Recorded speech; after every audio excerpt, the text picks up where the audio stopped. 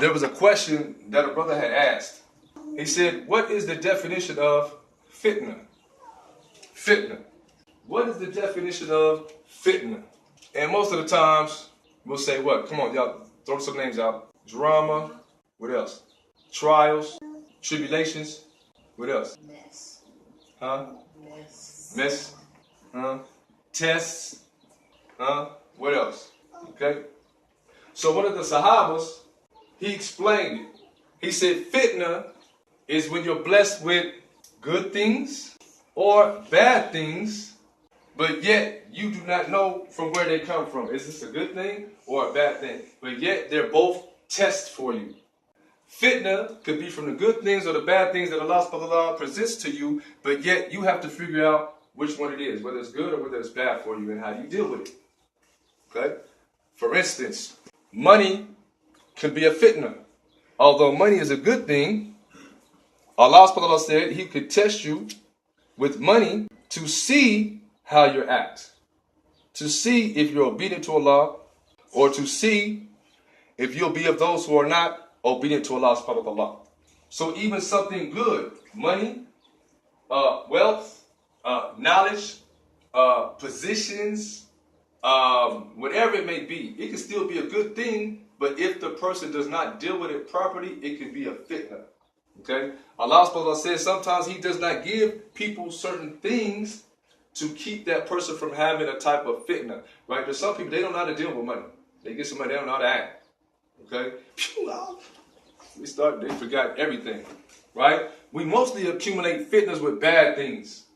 And really, that's not the truth.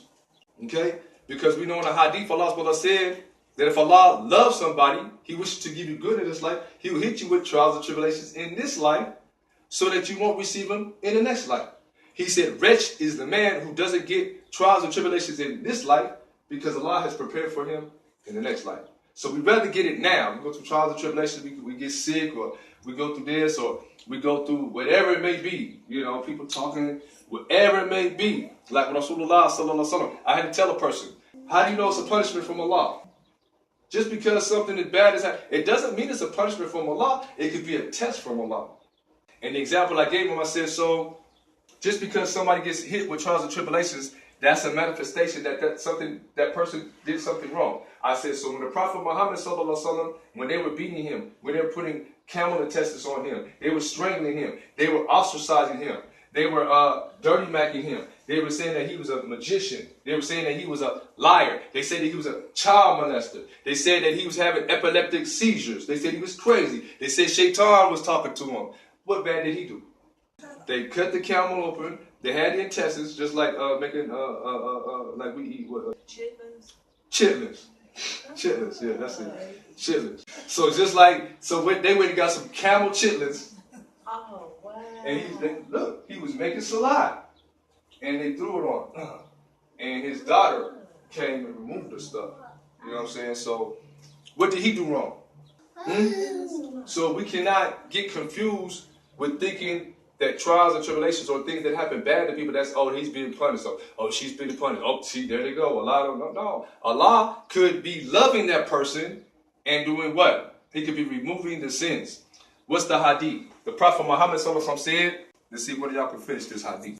He said, it's amazing the way of the believer from when he is tested or she is tested. Okay? Because when they are tested, they get double reward. Do you know why? The believer, when they're tested with a trial or tribulation, they get double the reward. Double the reward. You know why? He said, number one, he said, because they know it's the qadr of Allah. That it came from Allah. So I'm going to write qadr of Allah. They know it's the qadr of Allah. Right? The decree.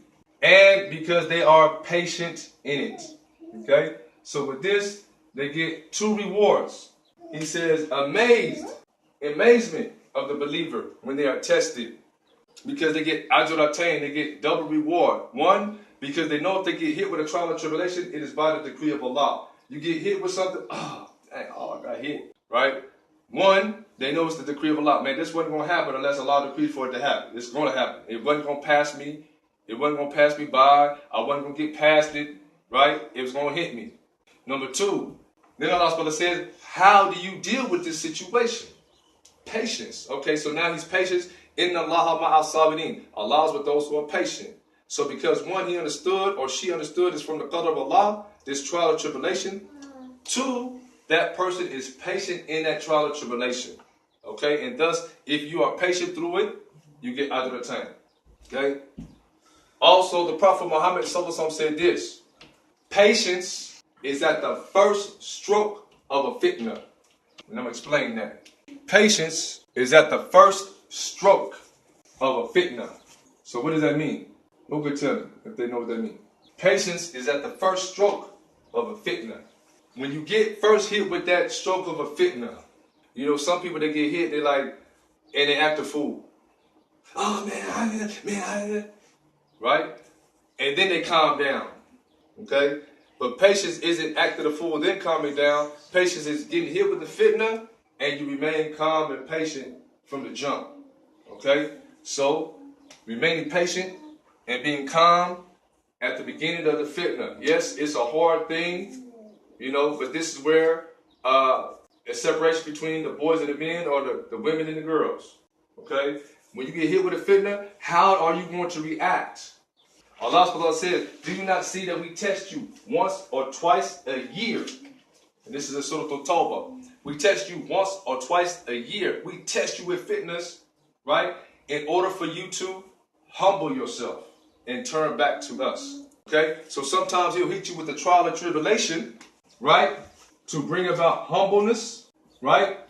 And to bring you back or closer to Allah, right? You get hit with something, right? It makes you cry. It breaks you down. It puts you on your knees, right? You got one or two things to do.